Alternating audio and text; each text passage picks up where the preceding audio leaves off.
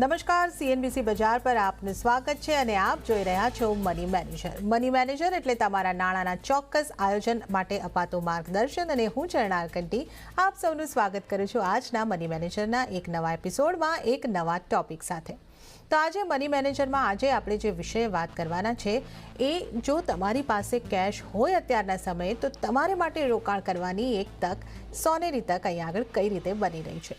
કઈ રીતે રોકડ રકમને જો તમારી પાસે ન હોય તો તમે એને લાવી શકો, એની વ્યવસ્થા કરી શકો, એ અંગે પણ આપણે જાણીશું. અને આ જે સ્થિતિ છે એમાં શું કરવું અને શું ન કરવું જોઈએ રોકાણને લઈને એ અંગેની વાતચીત આજે આપણે કરવાના છે. તો આપણે સૌ જાણીએ છીએ માર્કેટમાં હાલ આપણે જે સમય જોઈ રહ્યા છે તે સમય એવો છે કે દરેકને એમ જ લાગી રહ્યું છે કે હાલ જો મારી પાસે રોકડા નાણાં હોય, કેશ હોય તો સારું, એક રોકાણ કરવાની સારી એવી તક અહીં આગળ બની રહી છે. તમારા નાણાં તમારી સમૃદ્ધિ વધારવાની સોનેરી તક બની શકે એ માટે તમારી પાસે કેશ હોય તો તમે એનો મહત્તમ લાભ લઈ શકો છો. તો આ ઓપોર્ચ્યુનિટી કઈ રીતે બની રહી છે, એનો લાભ તમારે કઈ રીતે લેવાનો છે તે અંગેની આજે આપણે ચર્ચા કરીશું. અને આ ચર્ચામાં આપણી સાથે જોડાયા છે ટ્રાન્ઝેક્ટ કેપિટલના ડિરેક્ટર ઇન્વેસ્ટમેન્ટ કાર્તિક ઝવેરી. કાર્તિકજી, સ્વાગત છે આપનું સીએનબીસી બજાર પર મની મેનેજર શોની અંદર. જે રીતે આપણે અત્યારે અહીંયા આગળથી વાત કરી રહ્યા છે કે કેશ હોય તો આપણી પાસે એક સારી એવી ઓપોર્ચ્યુનિટી બનતી દેખાઈ રહી છે, પણ સામાન્ય રીતે એવું થતું હોય છે કે ઓપોર્ચ્યુનિટી હોય ત્યારે બધાને એવું લાગતું હોય કે અરે આ સમયે મારી પાસે નાણાં નથી, કેશ નથી, રોકડ રૂપિયા નથી. જો આવા સંજોગોમાં હોઈએ તો આપણે શું કરી શકીએ? ઘણી બધી વાર સાચી વાત છે કે જ્યારે સામે અવસર આવે, લક્ષ્મીજી દેખાતા હોય ત્યારે આપણે આમ તેમ જોવા માંડીએ કે આપણે ખબર પડે કે આપણા ખિસ્સા તો ખાલી છે, કે આપણી પાસે કંઈ છે. પણ એવું નથી કે એકચ્યુઅલી આપણી પાસે કેશ નથી હોતું. કેશ હોય છે પણ આપણે છે ને યાદ નથી આવતું એ સમય કે કેશ ક્યાંથી લાવવું. અને 90% એવી પણ પરિસ્થિતિ હોય છે કે એકચ્યુઅલી આપણી પાસે કોઈ સરપ્લસ ફંડ કે કોઈ એવું બેલેન્સ કેશ છે જ નહીં કે જે આપણે બેંકમાંથી આમ પડ્યા હોય. અને આપણે કોઈ એવા તો મોટા પૈસા બેંકમાં ન રાખતા હોઈએ કે આ 5 લાખ અહીંયા પડ્યા છે કે 25 લાખ અહીંયા છે રેડી, ગમે ત્યારે અવસર આવે તો એડવાન્ટેજ લેવું. પણ મૂળ વસ્તુ એ છે કે આને ફોકસ કરવા જેવું છે કે તમે કેશ ક્યાંથી જનરેટ કરશો, યુ સી. અને એના 4-5 રસ્તાઓ છે. ફોર એક્ઝામ્પલ, તમારું એસેટ એલોકેશન, એટલે અત્યારે તમારી પાસે ઇન્વેસ્ટમેન્ટ ક્યાં ક્યાં છે, કદાચ એમાંથી ક્યાંકથી કેશ ઉત્પન્ન થઈ શકે. તમારું ઓફકોર્સ તમારે પ્રોફેશનલ તમે કામકાજ કરતા હોય કે તમારું બિઝનેસ કરતા હોય તો તમે ત્યાં કોઈક 2-5% ડિસ્કાઉન્ટ આપીને તમારા પૈસા વધારે વહેલા બોલાવી શકતા હોય, દેટ ઇઝ પોસિબલ. તમારી ફીસ તમે એડવાન્સમાં ચાર્જ કરી શકો, દેટ ઇઝ પોસિબલ. કારણ વગરના થોડા ખર્ચાઓમાં પણ આપણે કાપ કરી શકીએ તો ત્યાંથી થોડું કેશ ઉત્પન્ન થઈ શકે. લોનની જરૂરત ના હોય તો અત્યારનો એવો સમય છે કે થોડીક લોન અવોઇડ કરો. આમે વ્યાજ દરોમાં વધારો થતો રહે જોઈ રહ્યા છે આપણે, એટલે થોડી લોન માટે થોડું પોસ્ટપોન કરીએ કે થોડું અવોઇડ કરીએ. બીજી એક વસ્તુ છે કે આપણા ઘરમાં ઓવર ધ યર્સ આપણે ઘણો બધો સામાન ભરતા હોઈએ છીએ. તો સામાન કામનો ન હોય ને નકામનો સામાન હોય તો સામાનને પણ ઘરમાંથી રવાના કરીએ અને એમાંથી એ કેશ આવી શકે. એટલે કેશ આ સમય એવો છે કે તમારે કેશ ઉત્પન્ન કરવું બહુ જ જરૂરી છે. તો જ તમે આ જે અવસર છે તમારી સામે એનો તમે મોટો અને પૂરો ફાયદો લઈ શકશો. સી, અવસર તો રોજ આવે છે માર્કેટમાં. તમારે 2 કલાક માટે ઇન્વેસ્ટમેન્ટ કરવું હોય કે તમારે 2 વર્ષ માટે કરવું હોય કે 20 વર્ષ માટે કરવું હોય, ઓપોર્ચ્યુનિટી તો ઓલવેઝ હોય છે. પણ જે મોટી ઓપોર્ચ્યુનિટી છે, જે મોટા અવસર છે, એ રેગ્યુલર નથી આવતા. એ દર 1-2 વર્ષ કે 3 વર્ષમાં એકાદ વાર આવે છે. તો મને એવું લાગે છે કે અત્યારે એવી એક પરિસ્થિતિ બની રહી છે કે 2020માં માર્કેટ બોટમ થઈ ગયેલું કોવિડને કારણે. પછી ઓક્ટોબર 2021માં માર્કેટ ટોપ સુધી આવ્યું અને ઓક્ટોબર 21 થી અત્યારે માર્કેટ ડાઉન છે. ઘણું બધું ડિસ્કાઉન્ટ ઉપર છે. એટલે મને લાગે છે આ એક સરસ ઓપોર્ચ્યુનિટી છે. એક સરસ મજાનો પોર્ટફોલિયો બનાવો, નવું ઇન્વેસ્ટમેન્ટ કરો અને 1-2 વર્ષમાં સરસ કમાવાની એક બહુ જ ફેન્ટાસ્ટિક ઓપોર્ચ્યુનિટી મને દેખાય છે. ઓકે, તો અહીંયા આગળથી એક સરસ ઓપોર્ચ્યુનિટી આપણે અહીંયા આગળથી જોઈ રહ્યા છે ને એ માટે તમારી પાસે કેશ હોય એ જરૂરી છે રોકાણ કરવા માટે. અને એ કેશ ન હોય તો તમે કઈ રીતે ક્યાં જગ્યાએ તમારે નજર દોડાવવાની છે અને કઈ રીતે તમે કેશ લાવી શકો છો અને એનું રોકાણ કરવા માટેની વ્યવસ્થા કરી શકો છો, એ અહીંયા આગળથી આપણને કાર્તિકજીએ એક ઇન્ટરેસ્ટિંગ વાત કહી છે. કાર્તિકજી, આ આપણે કેશ કઈ રીતે ક્યાંથી શોધી શકીએ, એ તમે એક સરસ વાત કરી છે કે આપણે આપણા બિઝનેસમાંથી પણ લાવી શકીએ છીએ. અમુક ડિસ્કાઉન્ટ આપીએ કે પછી કંઈક અર્લી પેમેન્ટ આપીએ, અમુક અસેટ એલોકેશનમાં બદલાવ કરીએ. આ તમામ અંગે પણ આપણે વિસ્તૃત ચર્ચા કરીશું. પણ સૌથી પહેલાં આ જે તક છે, જે સોનેરી તક આપણે જોઈ રહ્યા છે, આ તકને આપણે સોનેરી તક કેમ કહી રહ્યા છે, કેટલી મોટી આ તક છે, એ અંગે જરા સમજાવશો. ઝરણાબેન, એવું છે કે કેટલા લોકો છે ને એમ ફક્ત આજે સેન્સેક્સ ને જોતા હોય છે કે સેન્સેક્સ આજે 51,000 થયું કે 52,000 થયું કે 50,000 થયું. તો સેન્સેક્સમાં જુઓ ને તો એમાં 15-17% વધારે કાપ નથી દેખાતું. એટલે આપણે એમ લાગે કે માર્કેટ ડાઉન તો આવે છે પણ એટલું બધું ડાઉન નથી. તો આટલું બધા લોકો કેમ આટલું બધું મંદી કરે છે ચારે બાજુ? વર્લ્ડમાં ઇન્ફ્લેશન છે, અમેરિકામાં પ્રોબ્લેમ છે, રશિયામાં પ્રોબ્લેમ છે, વગેરે વગેરે. તો એટલું શું મોટું થઈ ગયું છે કે એટલું શું બદલાઈ ગયું છે? You see the point is, આપણું ઇન્ડેક્સમાં છે ને 50 કંપની છે નિફ્ટીમાં, અને સેન્સેક્સમાં 30 કંપની છે. એટલે સેન્સેક્સમાં કોઈ વાર દેખાતું નથી કે શું પડ્યું છે, શું નથી પડ્યું. પણ મોટા ભાગની કંપની સેન્સેક્સમાં પડી ચૂકી છે. એટલે મેજોરિટી કંપનીઝ ક્યાંય પણ લઈને 20-25% થી લઈને એઝ મચ એઝ 40% સુધી પણ ફોલ થઈ ગયો છે સેન્સેક્સ કંપનીઝ ને નિફ્ટી કંપનીમાં. પણ બધામાં નથી થયો. એટલે જેમાં ના થયો હોય કે જે થોડુંક ઉપર જતું હોય ને, તો એ કોમ્પન્સેટ કરી નાખે. એટલે આપણે ઇન્ડેક્સ જોતા ખબર ના પડે. પણ આજના જમાનામાં ઇન્ડેક્સ પણ તમારી પાસે બીજા 25 ઇન્ડેક્સ છે જોવા માટે. તમારી પાસે મિડ કેપ ઇન્ડેક્સ છે, સ્મોલ કેપ ઇન્ડેક્સ છે, જે જરૂરથી જોવું જોઈએ. બેંક ઇન્ડેક્સ છે તમારી પાસે હજી બધા સેક્ટર ઇન્ડેક્સ છે, મેટલ ઇન્ડેક્સ છે, મીડિયા ઇન્ડેક્સ છે, એફએમસીજી ઇન્ડેક્સ છે, વગેરે વગેરે. એ બધું તમે જોશો ને, આ બધા ઇન્ડેક્સ તમે હેરાન થઈ જશો કે લગભગ 30-35% જેટલો ફોલ કેટલી બધી જગ્યા પર તો 30% ઇન્ડેક્સમાં ફોલ થઈ ગયો છે. એટલે ઇન્ડિવિજ્યુઅલી સ્ટોક્સમાં તો એનાથી કદાચ 40-50% પણ ફોલ અત્યારે તમને જોવા મળશે. એટલે મારા હિસાબે આવો જે ફોલ આવે છે કે આવો જે મંદીનો સમય આવે છે, એ 2-3 વર્ષમાં એકવાર આવે છે. એટલે શું થયેલું કે કોવિડના જે બોટમ થી આપણે ઓક્ટોબર 2021 સુધી એક ટોપ બનાવી દીધું, રાઈટ? એની પછી એટલે એમાં લગભગ માર્કેટ 150 થી 150 પોઈન્ટ માર્કેટ કવર કરી લીધું. 7,500 નું એકદમ બોટમ પોઈન્ટ બનાવેલું. ત્યાંથી ઓલમોસ્ટ આપણે 18,000 જેટલું આવી ગયા. એટલે 150 થી 150% રેન્જમાં આપણે આવી ગયા. એટલે એટલું બધું માર્કેટ આગળ વધી ગયું. અને પછી અત્યારે પડે છે તો 20-25% તો ઇન્ડેક્સ પડવું જોઈએ, પણ બાકી બધા ઇન્ડેક્સ પડી ગયા છે, મેઇન ઇન્ડેક્સ નથી પડ્યા. પણ સ્ટોક્સ ઘણા બધા સસ્તા થઈ ગયા છે. એટલે મને સજેસ્ટ કરવાનું એવું ઈચ્છા થાય છે કે this is a very good time. Market leaders અને જે ક્ષેત્રમાં જે કંપનીઝ અત્યારે માર્કેટ લીડર્સ છે, એ લોકોના પણ ભાવ ઘણા બધા ડાઉન થઈ ગયા છે. એટલે તમારા ફંડ પણ ડાઉન થઈ ગયા છે. એટલે ચારે બાજુ મને ઓપોર્ચ્યુનિટી દેખાય છે. ઓકે, તો જે રીતે આપણે અહીં આગળથી સમજી શકીએ છીએ કે આપણે મોટે ભાગે સેન્સેક્સ અને નિફ્ટી પર નજર રાખતા હોઈએ છીએ. આની સાથે સાથે આપણે mid cap index, small cap index પર પણ નજર રાખવી જોઈએ. અહીં આગળથી એવા અમુક આપણને સ્ટોક મળી જશે, શેર મળી જશે જેમાં મોટો ઘટાડો આવ્યો છે. અને જે રીતે અમે તમને કહેતા હોઈએ છીએ, કંપનીની પ્રોફાઇલ, કંપનીની બેલેન્સ શીટ બધું જોઈને તમે આવા કોઈક સારા સ્ક્રિપ્ટને તમે અહીંયા આગળથી સ્ટોકને શોધી શકો છો અને રોકાણ કરવાની એક સોનેરી તક અહીંયા આગળ જે રીતે આપણને કાર્તિકજીએ સમજાવ્યું કે 2 વર્ષે, 3 વર્ષે, 4 વર્ષે એકવાર મોટી તક આવતી હોય છે, એવી તક અહીંયા આગળથી બનતી દેખાઈ રહી છે. તો આવી તક શોધો અને તમારી પાસે કેશ ક્યાંથી મળે છે એ અહીંયા આગળથી શોધીને તમે અહીંયા આગળ રોકાણ કરી શકો છો. તો સમૃદ્ધિ તરફ વધવાની સોનેરી તક અમે તમને આ રીતે સમજાવવાની કોશિશ કરી રહ્યા છે. કાર્તિકજી, આપણે જે કેશ શોધવાની વાત કરી પહેલા પ્રશ્નની અંદર, ત્યારે તમે અસેટ એલોકેશનનો પણ ઉલ્લેખ કર્યો હતો કે અસેટ એલોકેશનમાંથી અમુક રૂપિયાનો અલગ રીતે ઉપયોગ થઈ શકે. તો એ કઈ રીતે થઈ શકે, કેવી રીતે ત્યાંથી આપણે કેશ શોધવું, એ સમજવા માંગીશ. આપણી પાસે ઇન્વેસ્ટમેન્ટ આપણે જ્યારે નોર્મલી કરતા હોઈએ ત્યારે આપણે ઘણી બધી વસ્તુમાં ઇન્વેસ્ટમેન્ટ કરતા હોય. આપણે કોઈ ફિક્સ ડિપોઝિટ પણ કરતા હોય કે જે સાવ કોન્ઝર્વેટિવ છે, 5-6% વાળી ફિક્સ ડિપોઝિટમાં. અને આપણે બીજી સાઈડ ઉપર શેરમાં પણ કરતા હોય કે જ્યાં સ્કાય ઇઝ ધ લિમિટ. એટલે આપણે બે હિસાબ રિટર્ન પણ થઈ શકે. અને વચ્ચે ઘણી બધી બીજી વસ્તુઓ હોય છે, ઘણા બધા બીજા પ્રોડક્ટ્સ હોય છે જ્યાં આપણે આપણો પોર્ટફોલિયો સ્પ્રેડ કર્યો છે. એટલે હવે જો ફોર એક્ઝામ્પલ એસેટ એલોકેશનની વાત કરીએ ને, તો તમારી પાસે શું બેલેન્સ ફંડ છે? બેલેન્સ ફંડમાં લગભગ 30-35% જેટલું ડેટનો પોર્ટફોલિયો હોય છે અને બાકીના 60-65% ઇક્વિટીમાં હોય છે.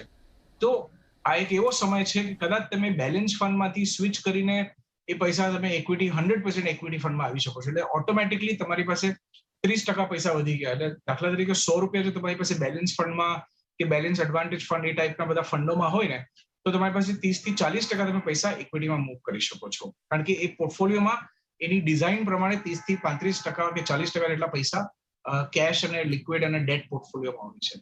Okay, so that is one opportunity. આવ છે ને રોજ રોજ કરવાની જરૂરત નથી. પછી જયારે માર્કેટમાં પાછું તેજી થઈ જાય, સ્ટેબિલિટી આવી જાય, રિટર્ન બની જાય, પછી તમે પાછા તમારા ઓરિજિનલ પર આવી જાઓ, ઓરિજિનલ એસેટ એલોકેશન પર આવી જાઓ. તો પણ અત્યારે તમે એક્શન લઈ શકો છો. આપણે બધા લોકો કંઈક ને કંઈક ફિક્સ ડિપોઝિટ કરતા હોઈએ છીએ. તો આ એક એવો સમય છે કે ફિક્સ ડિપોઝિટમાંથી તમે કાઢીને કન્સિડર કરી શકો છો કે શેર્સ લો ડાયરેક્ટલી કાં તો ફંડ લો. તમારી પાસે ડેટ ફંડ્સ પણ હશે. તો ઘણી બધી વાર એવું પણ થાય કે ડેટ ફંડ તમે એમને એમ રાખ્યું છે કે જેમાં એક જમાનામાં 7-8% મળતા હતા, અત્યારે 4 થી 5% મળે છે. તો એ ડેટ ફંડમાંથી એટલીસ્ટ એક અડધા પૈસાનું એસટીપી ચાલુ કરાવી દો કે ઇક્વિટી ફંડમાં જતું રહે, કાં તો એને રિડીમ કરીને પછી ઇક્વિટી બજારમાં ડાયરેક્ટલી નાખો કે અગેન એસટીપી ના માધ્યમથી નાખો. ઘણીવાર આપણી પાસે યુલિપની પોલિસીઝ હોય છે. યુલિપમાં પણ કેટલા લોકો કોન્ઝર્વેટિવ રહે છે, કેટલા લોકો બેલેન્સમાં હોય છે, એટલે ત્યાં પણ ડેટ છે. એટલે તમે આમ વિચાર કરો ને તો કેટલી બધી જગ્યાથી તમને આમ કેશ ઉત્પન્ન થતા દેખાશે, અને તમારા જ ઇન્વેસ્ટમેન્ટમાં કેશ છે પણ તમને સામે નથી દેખાતા, એટલે તમને ખ્યાલ નથી આવતો. બીજી વસ્તુ એ છે કે આ હવે તમારી સામે છે, પણ હું તમને થોડું ફેરફાર કરવાનું સજેશન આપીશ. દર વર્ષે કેટલા લોકો પીપીએફમાં પણ ઇન્વેસ્ટ કરતા હોય છે. પીપીએફમાં બહુ સરસ છે, પણ આ વર્ષે પીપીએફની અગેન્સ્ટમાં તમે ઈએલએસએસ કન્સિડર કરો. તમારે 1.5 લાખનું એક્ઝેમ્પશન મળવાનું છે, સોરી ડિડક્શન મળવાનું છે, પણ એ ડિડક્શન પીપીએફમાં કદાચ 500,000 રૂપિયા નાખવા આવશે અને ઈએલએસએસમાં નાખી દો તો શું છે, એકદમ સસ્તા ભાવમાં તમને બજાર મળી રહ્યું છે. અત્યારે પ્રોવિડન્ટ ફંડમાં કેટલા લોકો વોલન્ટરી રીતે વધારે પૈસા આપતા હોઈએ છે.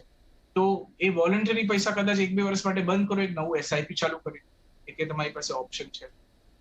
કેટલા લોકોની પાસે છે ને એક સ્પેશિયલ હોમ લોન હોય છે કે જેને હોમ સેવર અલગ અલગ નામથી લોકો કહે છે, પણ બેસિકલી એમાં ઓડી અને હોમ લોન કનેક્શન હોય છે કે તમારી પાસે પૈસા પડ્યા હોય સરપ્લસ, તો તમે એ હોમ અકાઉન્ટમાં પાર્ક કરી દો, એ હોમ લોન અકાઉન્ટમાં, તો તમને એટલા દિવસ એ પૈસા પ્રિન્સિપલ ગણાય અને તમને એનું વ્યાજ લાગતું હોય, અને બાકીના પૈસા ઉપર વ્યાજ લાગે, એ તો બાકીનું આઉટસ્ટેન્ડિંગ પ્રિન્સિપલ ઉપર.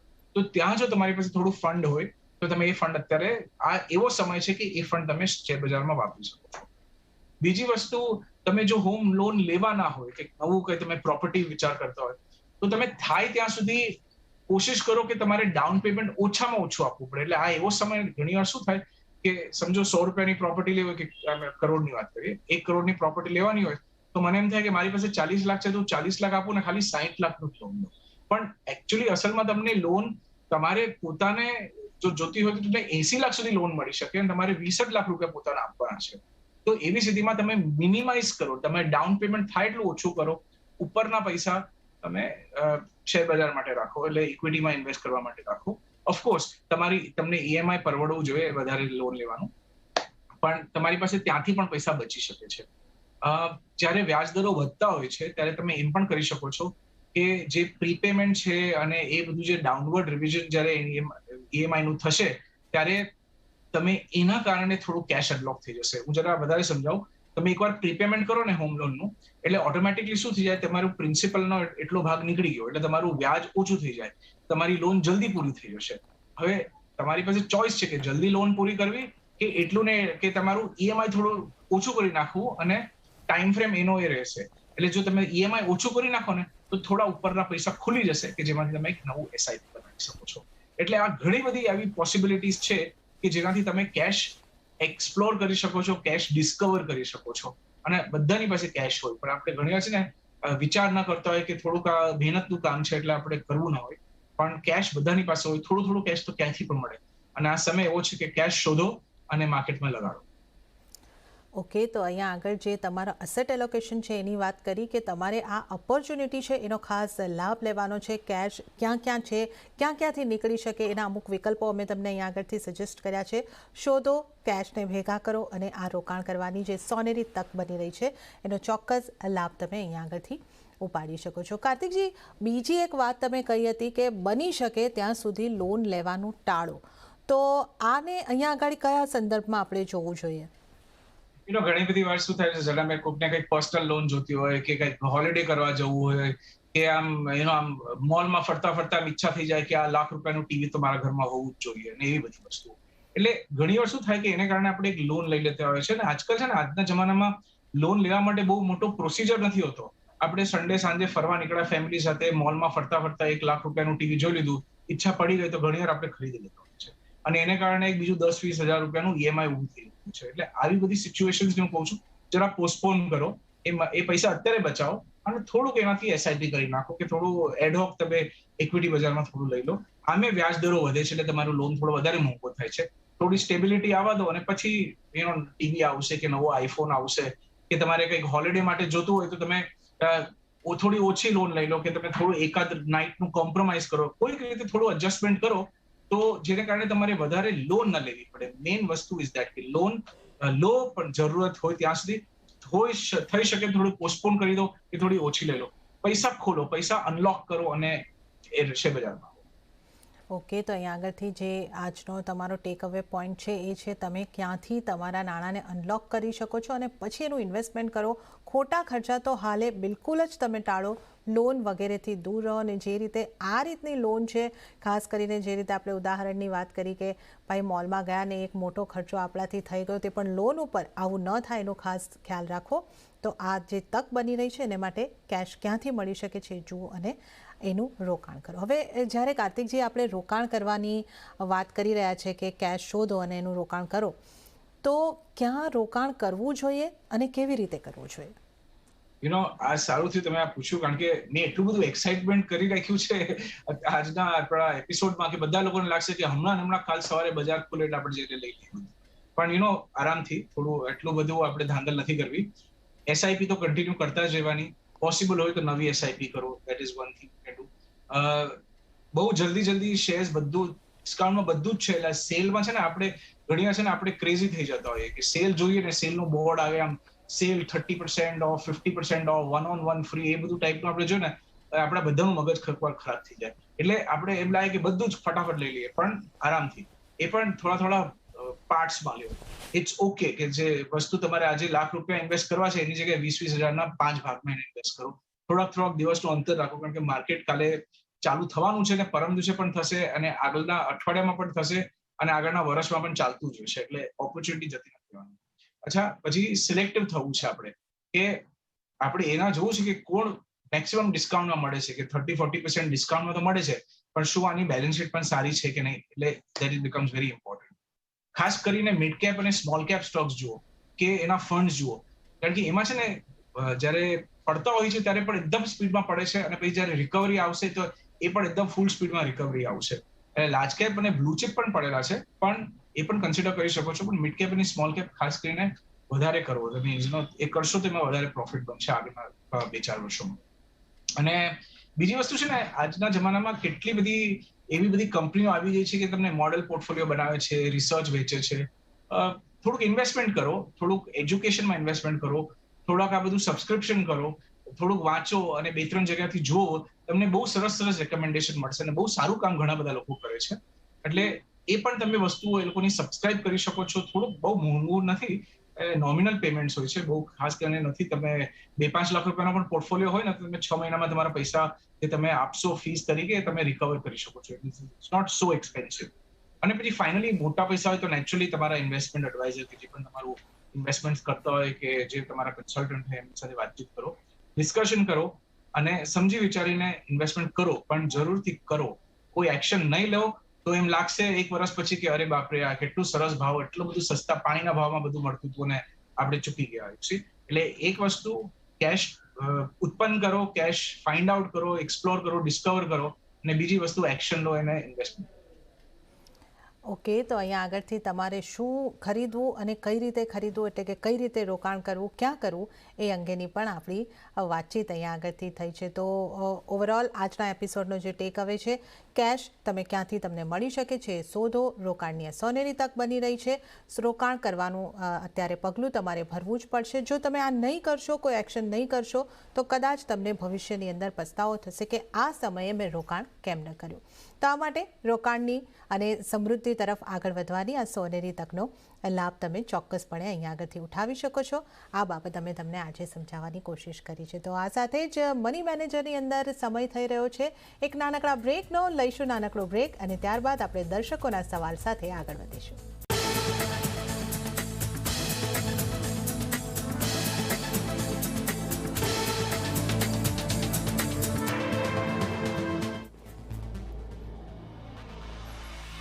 વિરામ બાદ મની મેનેજરમાં આપનું ફરી એક વખત સ્વાગત છે અને હવે આપણે દર્શકોના સવાલ લઈશું અને દર્શકોના સવાલના જવાબ આપવા માટે આપણી સાથે ટ્રાન્ઝેન્ટ કેપિટલના કાર્તિક ઝવેરી જોડાયેલા છે. તો પહેલો સવાલ જે અહીંયા આગળથી આપણને મળી રહ્યો છે મયંકભાઈ હિરજીનો મળી રહ્યો છે. તેઓ લખી રહ્યા છે કે 2 વર્ષથી એક્સિસ બ્લુ ચિપ ફંડમાં 5,000 રૂપિયાનું રોકાણ કરી રહ્યા છે. પરાગ પરીખ ફ્લેક્સી કેપ ફંડની અંદર 3,000 રૂપિયાનું રોકાણ કરી રહ્યા છે. આદિત્ય બિરલા સન લાઈફ સ્મોલ કેપ ફંડમાં તેઓ 2,000ની એસઆઈપી કરી રહ્યા છે. એમણે પૂછ્યું છે કે આ રોકાણ યોગ્ય છે અને આ રોકાણ ક્યાં સુધી ચાલુ રાખવા જોઈએ. જી કાર્તિકજી. ત્રણેય ફંડ ઓકે છે. લાર્જ કેપ ફંડ છે, એક ફ્લેક્સી કેપ છે કે જે ત્રણેય લાર્જ મિડ અને સ્મોલમાં ઇન્વેસ્ટમેન્ટ કરશે.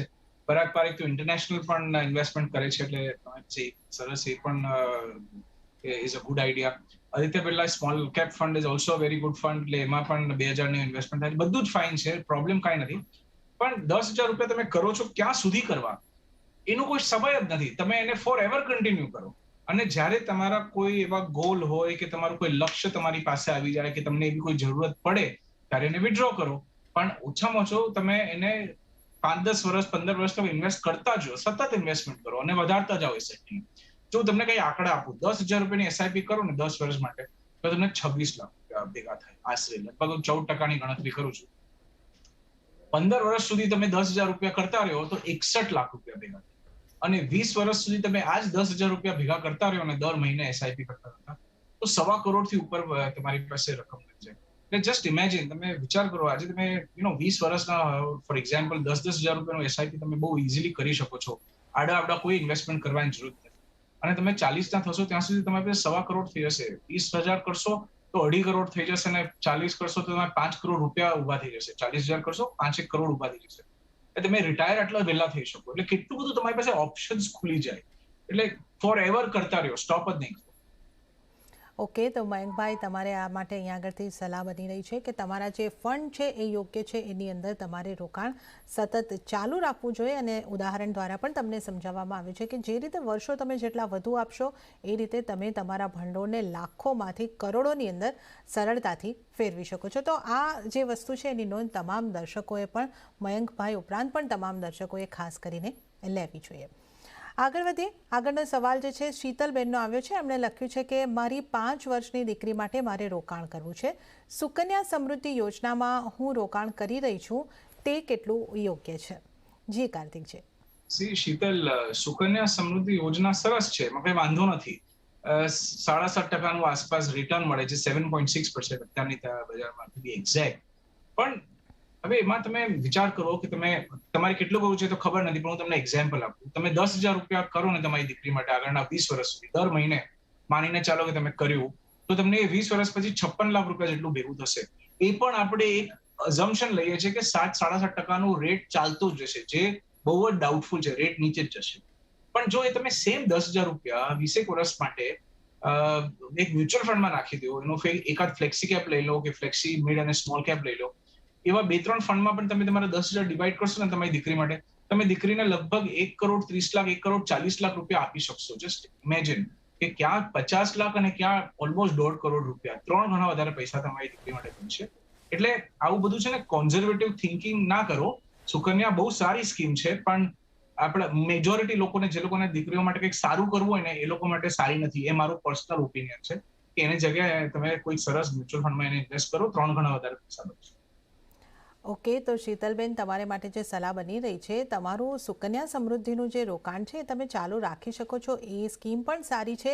એમાં નિયત જે વ્યાજ દર અત્યારે ચાલે છે એ પ્રમાણે તમને વળતર ચોક્કસપણે મળી રહેશે. પરંતુ આ જ રકમની જો તમે એસઆઈપી કરશો તો તમે અત્યારે તમે જે ભંડોળ ભેગું કરવા જઈ રહ્યા છો એના કરતાં વધારે ભંડોળ પણ ભેગું કરી શકો છો. તો આ સલાહ શીતલબેન માટે ખાસ બનતી દેખાઈ રહી છે.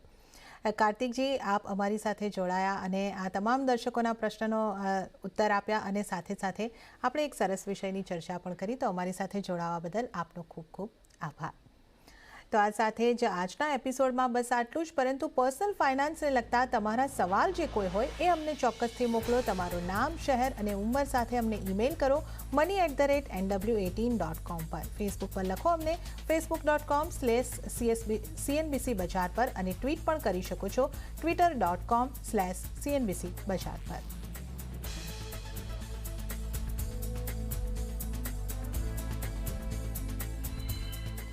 તો આ સાથે જ મની મેનેજરમાં હાલ પૂરતું આટલું જ. મને પણ આપશો રજા, પરંતુ આપ વધુ અપડેટ્સ માટે જોતા રહો CNBC બજાર. નમસ્કાર.